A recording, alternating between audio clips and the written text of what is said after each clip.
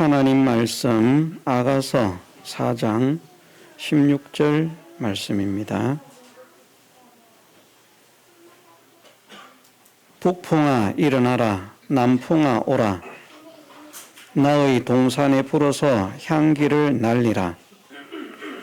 나의 사랑하는 자가 그 동산에 들어가서 그 아름다운 실과 먹기를 원하노라. 아멘. 예, 하나님께서 하나님을 믿는 믿음의 사람들에게 너희는 세상의 빛이 되어라 말씀하셨습니다. 생명을 전하고 은혜를 끼치는 천국의 빛이 되어라. 흑암의 그늘에 앉아있는, 죽음의 그늘에 앉아있는, 멸망을 향해서 치닫고 있는 세상에 하나님의 빛을 비추어라 말씀을 하셨습니다. 그 명령에 따라서 우리가 우리의 삶 속에서 하나님의 빛을 드러내는 복된 성도가 되게 해주시기를 주님의 이름으로 축원합니다. 오늘 말씀에서는 하나님께서 믿음의 사람들에게 향기를 날리는 사람이 되라 말씀하셨습니다. 썩어 악취가 풍기는 냄새가 아니라 모든 사람들이 기뻐하고 좋아하고 즐거워할 수 있는 아름다운 냄새가 되라. 그것이 향기입니다. 우리가 악취를 향기라고 표현하지 않겠죠. 사람에 따라서는 방구향기라 이렇게 말할 수도 있습니다. 예. 차를 타고 여행을 하다 보면 가끔 밭에 가축의 배설물을 뿌려 놓은 것 때문에 냄새가 들어옵니다. 그것을 보고 고향의 향기라 그렇게 표현하는 사람은 아직 아무도 못 본 것 같습니다. 향기라고 하는 것은 아름다운 냄새, 좋은 냄새, 맡으면 기분이 좋아지고 또 평안을 누리게 되고 기쁨을 얻게 되는 그런 좋은 냄새를 향기라 그렇게 말을 합니다. 믿음의 사람에게 향기를 날리라 하는 그 말씀은 빛이 되라는 말씀과도 같습니다. 결국 이 말씀은 무엇을 말씀하시고 있는가? 하나님을 믿는 믿음의 사람들은 세상 사람들이 좋아할 수 있는 사람이 되어라. 세상 사람들이 기뻐할 수 있는 사람이 되어라. 그 사람을 보면 기분이 좋아지고 비위를 맞추어서 좋은 것이 아니라 그 사람을 보면 기분이 좋고 그 사람을 보면 기쁘고 그 사람을 보면 즐겁고 야, 정말 아름다운 사람이다. 정말 좋은 사람이다. 정말 은혜로운 사람이다.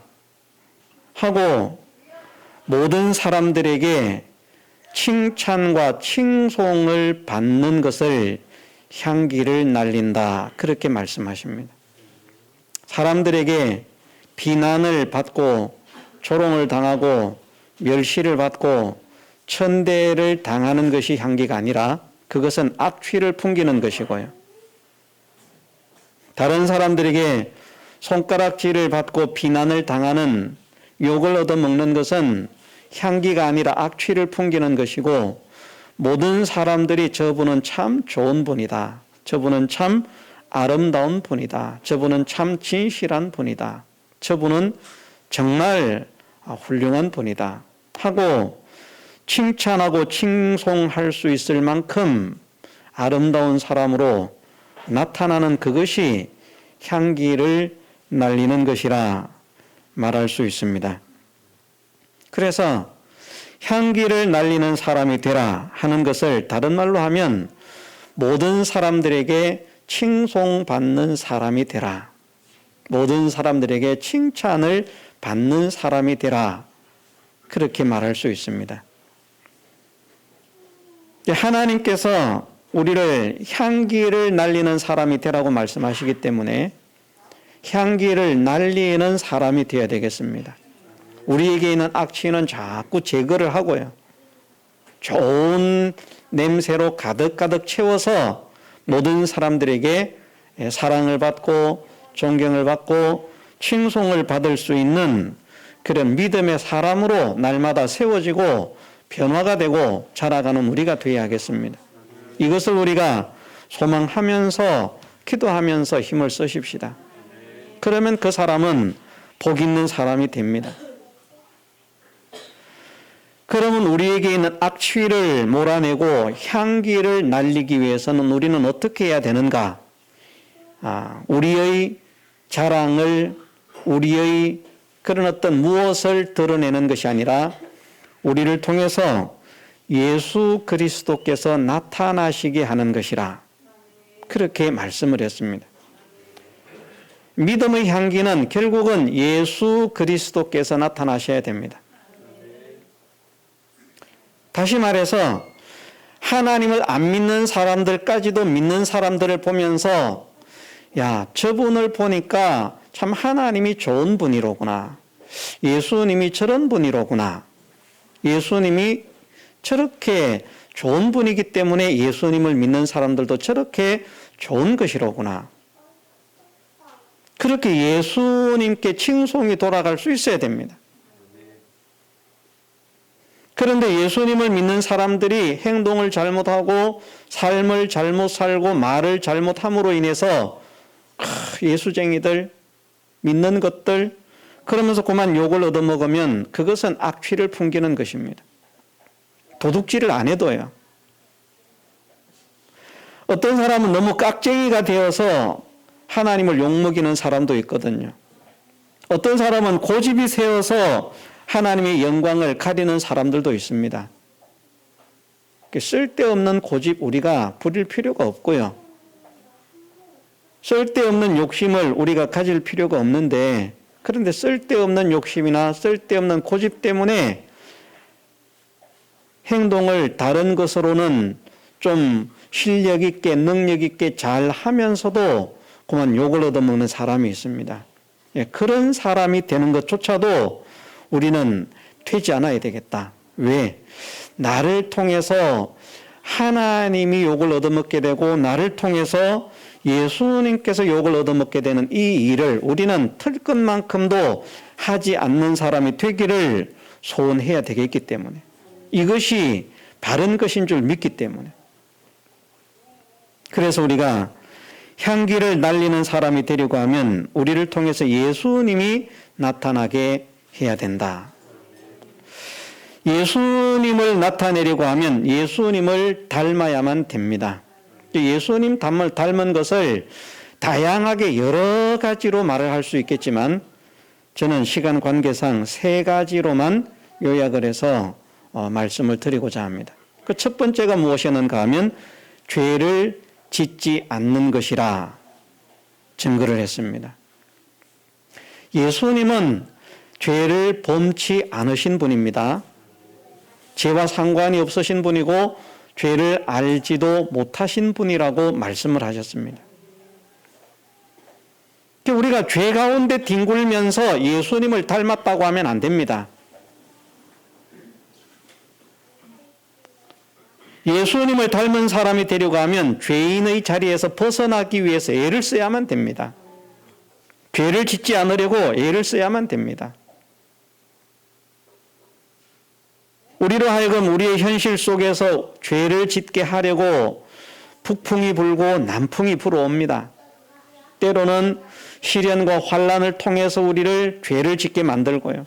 때로는 달콤한 유혹을 통해서 우리를 죄를 짓게 만듭니다. 세상도 그렇지 않습니까? 죄를 짓는 것이 어떤 사람들은 위협을 하고 협박을 해가지고 죄를 짓게 만들고요. 어떤 사람들은 좋은 미끼를 주는 척 해가지고 죄의 단체에 끌어들이거든요. 믿는 사람들도 우리가 우리의 현실 속에서 어떤 때는 힘들고 어려운 것이 우리를 범죄케 만들고 어떤 때에는 좋고 형통하고 아름다운 것들이 우리를 범죄케 만드는데 그 어떤 현실이 북풍이든 남풍이든 어떤 현실이 나에게 닥치든 그 가운데서 죄를 범치 않아야 되겠다. 왜냐하면 예수님께서 죄를 용서하시고 죄를 멸하시기 위해서 우리에게는 죄를 멸하시기 위해서 당신의 생명을 버려서 십자가에 살짓고 피 흘려 죽기까지 하실 만큼 죄를 싫어하시는 분이기 때문에 이것을 우리가 깨달을 수 있어야 됩니다. 예수님께서 이 땅에 오셔서 고난을 당하시는 것이나 십자가를 지고 죽으신 것이 죄가 아니라고 하면 그렇게 하실 필요가 없었거든요. 죄 때문에, 누구의 죄 때문에, 우리의 죄 때문에, 우리의 죄를 용서하시려고, 우리의 죄를 속하시려고요.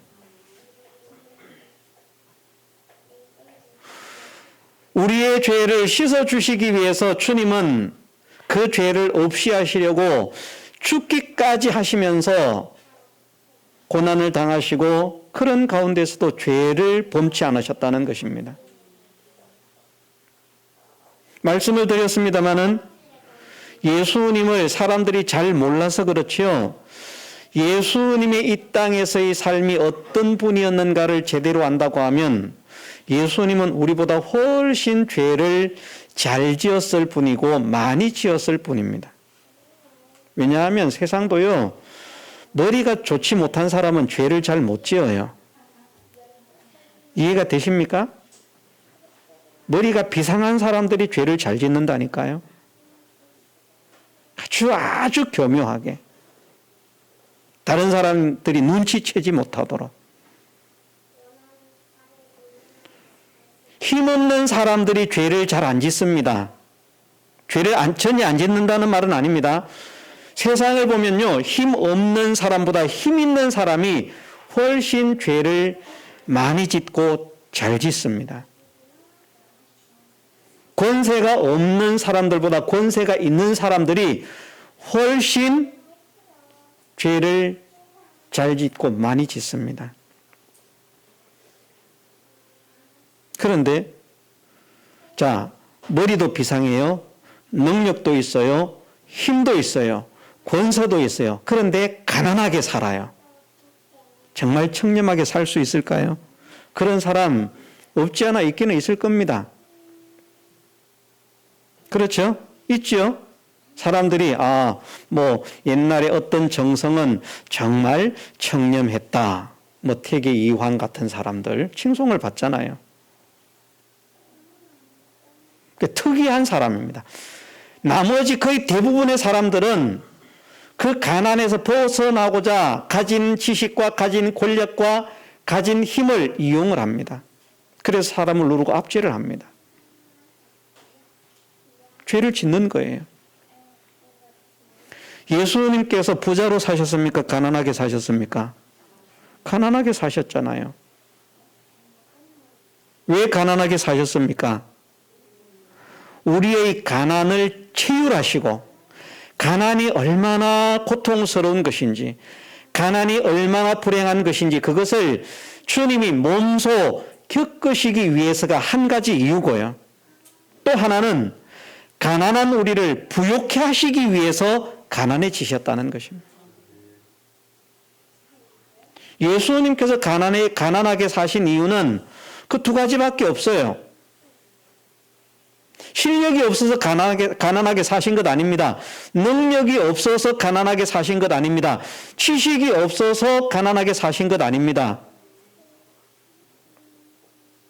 가난하게 살지 않으려고 하면요, 얼마든지 그 환경을 벗어날 수 있어요. 그런데 인간적으로 생각하면 그런 지혜나 그런 지식이나 그런 능력을 가지고 있다고 하면 가난을 벗어날 때 죄를 교묘한 방법으로 지을 수 있습니다. 그런데 예수님은 그 가난에서 벗어나기 위해서 죄를 범치 않으셨어요.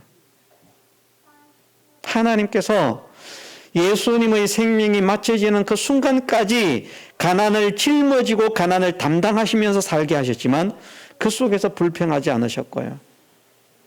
그것을 벗어나기 위해서 교묘한 방법으로 하나님을 속이는 그런 못된 짓을 하지 않으셨습니다. 사람들에게도 못된 짓을 하지 않으셨습니다. 그것이 쉬운 일 같습니까? 쉽지 않습니다. 우리가 가난해 보십시오, 한번. 우리가 못 먹어 보십시오. 눈이 뒤집어집니다. 굶어 보십시오.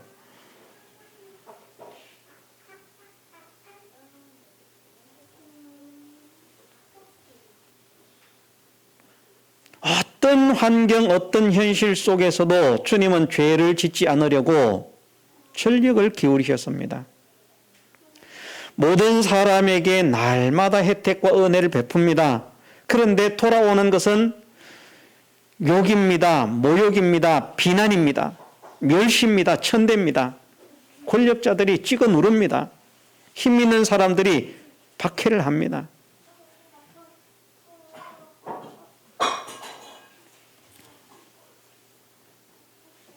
그런 환경 속에서도 주님은 일체 털끝만큼의 죄도 범치 않기 위해서 전력을 기울이신 것입니다. 그런 주님을 우리가 닮고자 해야 된다.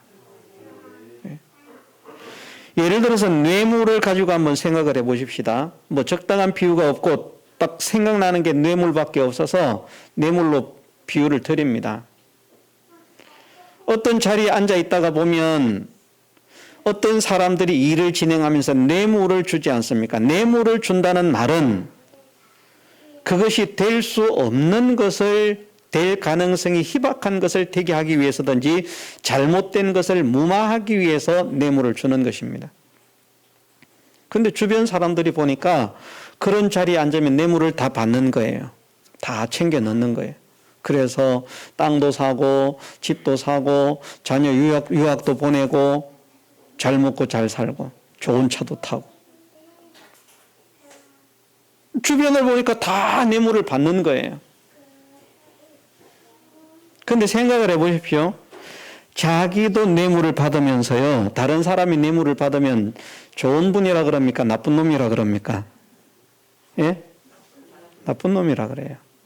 자기가 뇌물을 받으면서도. 세상이 그런 세상입니다. 그런데 하나님을 믿는 사람인 걸 아는 거예요, 사람들이. 근데 뇌물을 받습니다. 그러면 하나님께 영광이 돌아갑니까? 욕을 돌리게 됩니까? 욕을 돌리지 않습니까? 그래서 주변에서는 야, 네가 뇌물을 안 받으면 뇌물 받아먹는 우리는 뭐가 되냐? 너도 같이 먹어라. 그렇게 해도 나는 하나님을 믿는 사람이기 때문에 안 될 일을 되게 할 수 없고 삐뚤어진 것을 진행시킬 수 없고 손해가 되는 일을 진행시킬 수 없다. 그래서 이것은 뭐 엄청난 뇌물을 갖다 주면서 제발 좀 통과가 되게 해달라고 그렇게 부탁을 해도 나는 이 일을 절대 허락할 수 없고 진행시킬 수 없다. 그래서 뇌물 먹기를 원하는 사람들은 그만 기분이 나빠서 그것 때문에 모가지를 시키는 일이 있다고 할지라도 나는 하나님을 믿는 사람이기 때문에 뇌물을 받을 수 없다. 그것이 말을 하자면 죄를 범할 수밖에 없는 그 현실 속에서, 죄를 범하도록 하는 현실 속에서 죄를 범치 않는 자로 살아가는 것입니다. 그러면 어떤 사람들은 그 사람을 욕할 수 있습니다. 어리석다고, 못났다고. 그러나 양심으로는 어떻습니까? 저분이 참 훌륭한 분이다. 저분이 참 아름다운 분이다. 저분이 참 진실한 분이다.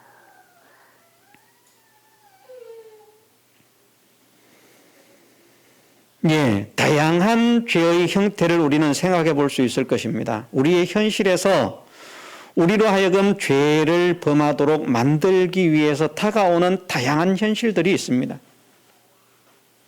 그리고 죄는 두 가지 형태의 죄가 있어요. 하나는 일반적으로 보편적으로 사람들이 생각하는 세상의 죄입니다.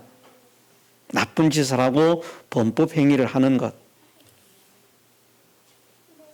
어떤 사람은 뭐 악법도 법이라고 지키라고 했다 그러는데 저는 그것에 대해서 참 고민이 많습니다. 악법을 지켜야 되는가? 이게 어디까지 진행을 시킬 수 있는가 하면요. 군대를 가잖아요. 그럼 상관 명령이 복종해야 하는 법입니다. 상관 명령 불복종은 전시에는 사형이거든요. 그런데 예를 들어서 직속 상관이 그냥 가만히 있는 나라를 침공해라. 가만히 있는 양민을 학살해라. 악법도 법이니까 내가 쫄병이니까 순종해야 된다. 시키는 자의 입장에서는 그것이 순종해야 될 그런 명령이 될 수 있지만 순종시킴을 받는 자의 입장에서는 생각을 해봐야 됩니다. 한편에서는 그런 사람들을 욕합니다. 한편에서는 그런 사람들을 그 명령을 거역하면 칭송합니다. 저 사람은 좋은 사람이다. 위에서 상관이 죽인다고 위협을 해도 그런 나쁜 짓을 하지 않으려고 하니까 저 사람은 정말 좋은 사람이다. 한편에서는 나쁜 놈이다.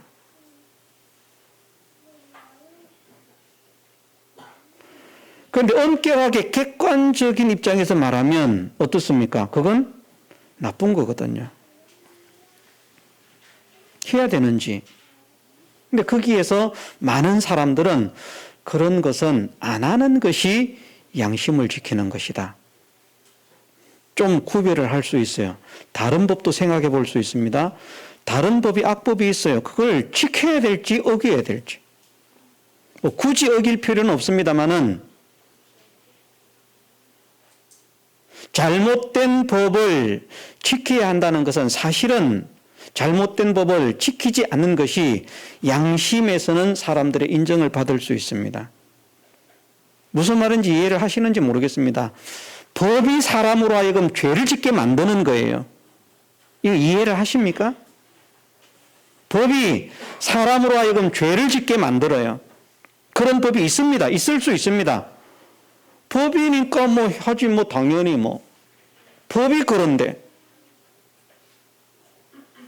그것이 하나님의 영광을 나타낼 수 있는 사람인지 아니면 세상 법은 그러하지만 하나님을 믿는 믿음의 사람으로서 양심적으로 생각해 볼 때 그 일은 법적으로 가능하지만 도저히 할 수 없다.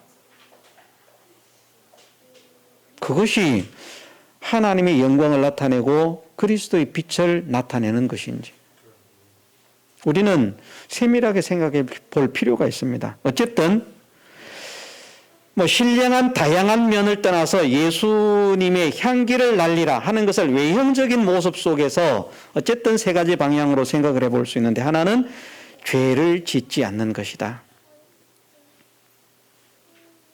그것이 세상적인 죄든 신앙적인 죄든 죄를 짓지 않으려고 하는 사람이 되는 것이 예수님을 닮은 사람입니다. 죄에 대해서 아무런 생각 없이 그냥 살아가는 사람은 예수님의 향기를 날릴 수가 없습니다. 예수님의 향기를 날리려고 하면 이것이 죄가 되는가 죄가 되지 않는가 하는 것을 주관적인 입장이 아니라 객관적인 입장에서 살피는 사람이 되어야 되고 성경의 진리적인 면에서 또 이것이 죄가 되는가 죄가 되지 않는가를 살펴야 됩니다. 세상 법으로는 허용이 됐고 모든 사람들이 인정하지만 하나님께서는 허락지 않으시는 말씀이 있거든요. 그럼 우리가 그것을 할 수가 없다. 세상은 다 해도 된다고 말하지만 하나님 말씀에서는 하지 말라고 하셨기 때문에 나는 이것을 하지 않겠다.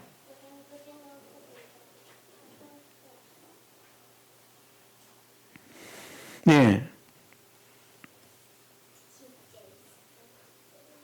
두 번째는 예수님의 삶이 어떠한 삶이었는가? 예수님을 알지 못하는 자들이 예수님을 욕합니다만 실제로는 예수님은 그 시대 사람들의 양심을 점령한 분이라고 우리는 믿습니다. 뭐 권력 때문에 무엇 때문에 여러 가지 이유들 때문에 외형적으로 예수님을 탄압하고 죽이는 일에 동참하는 사람도 있었지만 양심적으로는 찔림을 받고 그런 사람들이 대부분이었으리라고 생각을 합니다. 죄를 짓지 않는 면에서. 또 하나는 무엇인가 하면 예수님의 삶이 모든 사람들에게 은혜와 덕을 끼치는 삶이었습니다. 우리도 향기를 날리려고 하면 다른 사람들에게 은혜를 끼치고 덕을 끼치는 사람이 되어야 됩니다. 다른 사람에게 유익을 주는 사람, 손해를 끼치는 사람이 아니고요. 예수님은 다른 사람에게 손해를 끼치지 않으신 분입니다. 유익만 주신 분이죠. 그러고도 모함을 당했습니다. 예수님께서 공짜로 밥을 얻어먹으신 일이 있겠습니까? 대접받으신 일이 있지만 공짜로 밥을 드신 일이 있겠습니까? 그런 일 없습니다. 예수님이 행하신 이적과 역사들을 한번 생각을 해보십시오. 필시 예수님을 대접하는 자들은 무엇인가 예수님께로부터 육신적인 그런 은혜를 받은 것이 있기 때문에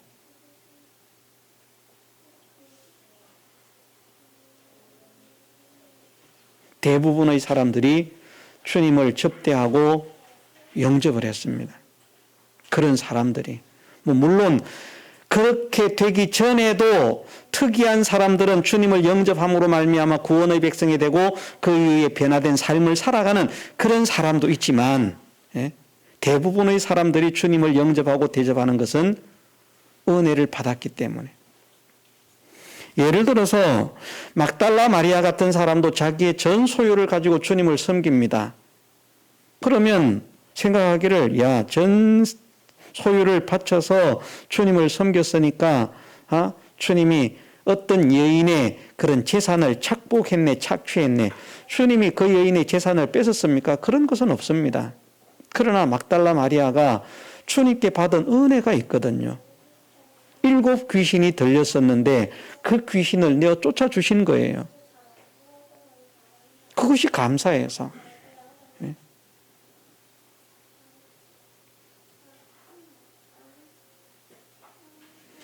주님은 그런 귀신을 내어 쫓아주시고 병을 고쳐주시고 죽은 자를 살려주시면서 내가 이렇게 했으니까 나를 어떻게 해달라 이렇게 말씀하시지는 않으셨습니다. 그러나 은혜를 받은 사람들이 받은 바 은혜를 알기 때문에 감사함으로 주님을 섬긴 것은 있다는 말입니다.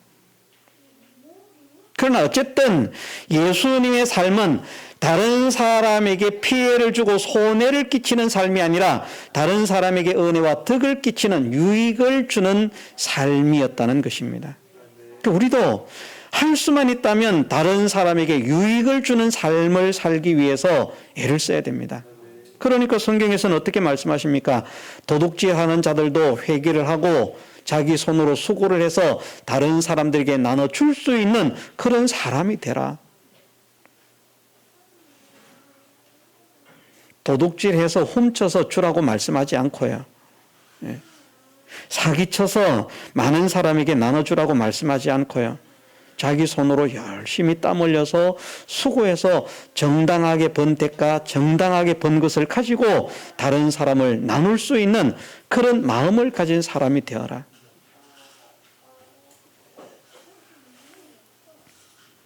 자기 일만 돌아보는 사람이 아니라 다른 사람들의 일을 돌아보아서 주님의 기쁨을 충만케 하는 사람이 되라. 어디 가든지 보면 몇 가지 형태의 사람이 있는데 어쨌든 어떤 사람들은 보면 다른 사람에게 피해만 주는 사람이 있고 일터에 가도요. 자기 업무를 다른 사람에게 떠맡기는 사람. 그런 사람이 있는가 하면 어떤 사람은 자기 일을 다 처리하고 다른 사람 일까지 도와주는 그런 사람이 있습니다. 당신 그 일 다 했으니까 나 좀 도와주세요. 내가 왜 당신 일 당신이 하지? 그렇게 외면하지 않고 혹시 도울 일이 없는가? 도움이 되기 위해서 유익을 주기 위해서 살아가는 그런 사람이 있다면 다른 사람에게 피해를 주는 사람이 다른 사람에게 칭찬을 받겠습니까? 다른 사람에게 혜택을 입히는 사람이 칭찬을 받겠습니까? 혜택을 주는 사람 아닙니까? 향기를 날리는 것은 칭찬을 받는 것이라고 했거든요. 칭송을 받는 것이라고 했거든요. 다른 사람에게 손해를 끼쳐서는 결코 칭송을 받을 수가 없습니다. 그럼 목사도 마찬가지입니다. 목사가 성도들에게 피해만 주어가지고는 칭송을 받을 수가 없습니다. 물론 목회자는 좀 위치가 달라서 칭송을 받을 수도 있습니다만은, 그래도 어쨌든 삶으로 여러 가지 면으로 성도들을 위해서 희생하고 헌신하고 섬기는 그런 삶을 살아갈 때에 칭송을 받을 수 있을 것입니다. 예수님을 닮은 향기를 나타내려고 하면 삶에 있어서 죄를 범치 않으려고 애를 쓰고 다른 사람에게 은혜와 덕을 끼치는 그런 삶을 살려고 애를 써야만 할 것입니다. 세 번째는 어떤 것인가? 예수님의 삶의 특징이 원망과 불평이 없이 감사와 기쁨이 충만한 삶이라. 우리 때문에 가난하게 사시면서도 그것이 감사고요. 우리 때문에 죽으시면서도 우리 때문에 죽으시는 것을 감사하시는 분이라. 이게 이해가 안 될 수 있습니다만은 주님은 그런 삶을 사신 분으로 저는 믿습니다. 그래서 다른 사람들이 성경 해석한 것과 달리 엘리 라마 사박단이라고 하는 말씀이 내가 너무나 고통스러운데 어찌 하나님 나를 안 돌아보십니까? 그렇게 하나님께 대해서 원망과 불평을 쏟아내는 고함 소리가 아니고요. 존귀하신 분이지만 당신을 낮추셔서 어떻게 나 같은 자를 인간을 구원하는 구원의 제물로, 태속의 제물로 사용을 해 주십니까? 모든 사람에게 버림받은 것 같은, 모든 사람이 볼 때 쓸모없는 것 같은, 모든 사람이 볼 때 흠모할 만한 것이라고는 틀 것만큼도 없는 이런 미약한 나를 만민을 구원할 수 있는 구원자로 제물로 사용해서 모든 사람에게 은혜와 덕을 끼칠 수 있는, 구원의 은혜를 끼칠 수 있는 그런 제물로 받아주십니까? 감사합니다. 그것은 하나님을 찬양하는 찬양시지 하나님께 왜 나를 버리십니까? 왜 나에게 이런 고통을 당하게 하십니까? 원망하는 원방이 아닙니다. 성경에서는 원망과 불평도 죄라고 말씀을 하시기 때문에 예수님께서 죄를 범치 않으셨다는 말씀은 원망과 불평이 틀 것만큼도 없으셨다는 말씀입니다. 그렇게 돼야 되지 않습니까? 성경 해석을 우리가 잘해야 돼요. 잘해야 되는 게, 이 말은 모든 목사들이 다 할 수 있어요. 예수님은 죄를 짓지 않으셨다. 예수님은 죄를 범치 않으셨다. 죄와 상관없으시다. 죄를 알지도 못하시는 분이다. 성경에 있으니까 이건 가르칠 수 있어요. 그렇게 가르쳐. 예수님은 죄를 짓지 않으셨다. 예수님은 죄 때문에 십자가 지신 것 아니다. 죄 없이 우리의 죄 때문에 십자가를 지신 것이다. 예수님께서 털 것만큼의 죄를 지었다면 그것은 구속주가, 구세주가 될 수 없다. 구세주의 자격을 상실한다. 이거는 정상적인 목회자라고 하면 모두가 가르치는 공통적인 교훈입니다. 그런데 예수님께서 십자가를 지시는 장면에서는 사람들이 뭐라고 하는가 하면 너무나 힘들고 너무나 두렵기 때문에 하나님께 원망하고 불평했다는 거예요. 어째서 나를 버립니까? 어째서 나를 버립니까? 얼마나 괴로웠으면, 얼마나 힘들었으면, 얼마나 두려웠으면 그렇게 했겠습니까? 그렇지만 곧 회개하고, 회개했으면 죄를 안 지은 것입니까? 죄 지은 것입니다. 그것이 주님의 원망이고 불평이었다고 하면요, 그건 죄를 지은 것입니다. 예수님께서 하신 것이기 때문에 죄가 아니다, 이렇게 말해서는 안 됩니다. 그렇게 말하면 예수님 도둑질해도 죄가 아니라고 해야 돼요.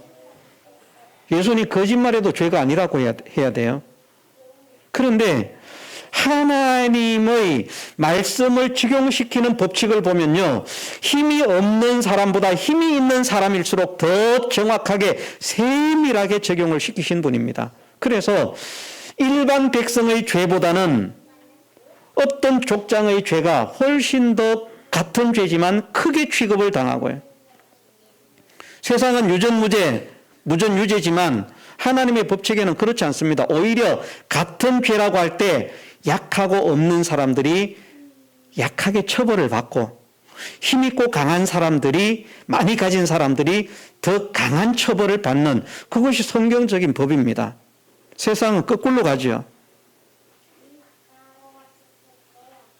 그래서 그런 법을 처리함에 있어서 같은 죄를 지었을 때 일반 백성 하나가 죄를 지은 것과 일반 백성 전체가 죄를 지은 것, 왕이 죄를 지은 것, 제사장이 죄를 지은 것, 그런 것을 말씀하실 때 제사장이라고 하는 사람이 죄를 지으면 이스라엘 백성 전체가 죄를 지은 것과 같은 처리를 했다는 말입니다.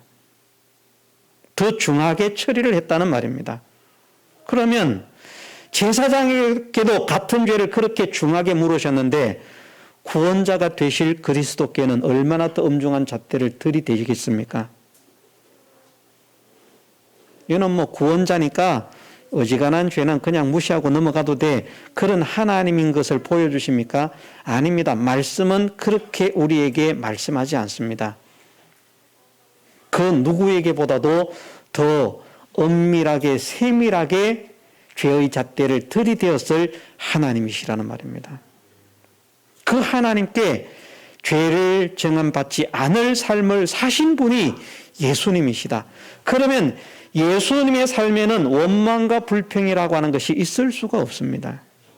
불만족이라고 하는 것이 있을 수가 없습니다. 불만족도, 만족하지 못하는 것도 죄거든요. 우리는 수시로 만족하지 못하지만 월급도 만족 못하고 대우도 만족 못하고 시간도 만족 못하고 온갖 것이 불평거리지만 주님은 그렇게 극악한 삶을 사시면서도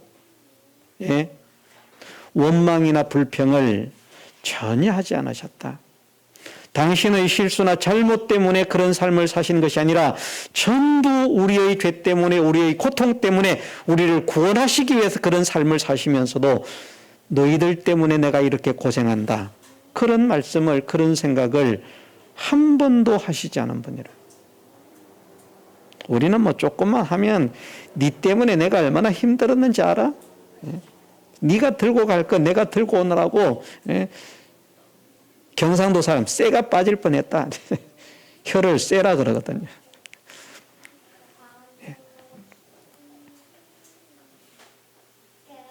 예. 예수님은 원망과 불평 없이 정말 기쁨과 감사가 항상 모든 것에 충만하신 분인 줄 저는 믿습니다. 저는 예수님께서 항상 기뻐하라 범사에 감사하라신 말씀에 조금도 어긋남이 없는 분이심을 믿습니다. 우리가 예수님을 닮은 사람이 되려가면 예수님만큼은 못 된다고 할지라도 그런 사람으로 살아가기를 힘을 써야만 한다는 것입니다. 수시로 불평 나오고 원망 나오는 거 이거 회개하고요. 그냥 넘어가지 말고 하나님, 내가 또 이렇게 원망했습니다. 내가 또 이렇게 불평을 했습니다. 저는 지난주에 어떤 분과 대화를 하면서 마음속으로 얼마나 감사가 되고 기쁜지 모르겠어요. 그분이 하나님께서 은혜를 주셨는데 그래서 잘 돼서 한편으로는 좋은데 한편으로는 너무 힘이 드니까 그게 불만이 되더라. 그런데 나중에 보니까 그러면서 회개한 마음, 깨달은 마음, 그것을 가지게 돼. 이야기를 들으니까. 그래서 또 잘하는구나. 또 하나님께서 은혜를 또 주시는구나. 얼마나 감사한지요. 우리는 잘 돼도 원망할 수 있다니까요. 돈을 너무 잘 버니까 쉬는 시간이 없어. 좀 쉬어야 되는데. 내가 쉬어야 되는데. 돈 잘 버는 건 기쁜데 못 쉬는 건 불만이에요. 우리는 정말 항상 기뻐하고 범사에 감사할 수 있는 이것이 얼마나 힘든지 모릅니다. 그런 가운데에서 내가 이렇게 부족하구나, 내가 이렇게 잘못됐구나 하는 것을 깨달아 가면서 그 잘못된 삶을 회개하고 고치기 위해서 더 충만하고 더 온전한 삶을 살기 위해서 마음을 쓰는 그런 모습들을 하나님께서 얼마나 사랑하시고 얼마나 기뻐하실까? 우리는 예수님을 닮아서 기쁨이 충만하고 감사가 충만한 삶을 살도록 소원하고 기도하고 힘을 쓰십시다. 어떤 환경 속에서든지 폭풍이 불든 남풍이 불든, 예? 몸 조금 아프다고 원망하고 불평하지 말고요. 예? 우리 몸이 아프면 그만 원망 나오지 않습니까? 불평이 나오지 않습니까? 아이고 죽겠네. 아버지 왜 이러십니까? 도대체 내가 무슨 죄가 있다고? 그래서 믿음이 없는 사람은 전생에 내가 또 무슨 죄를 지었다고 그러면서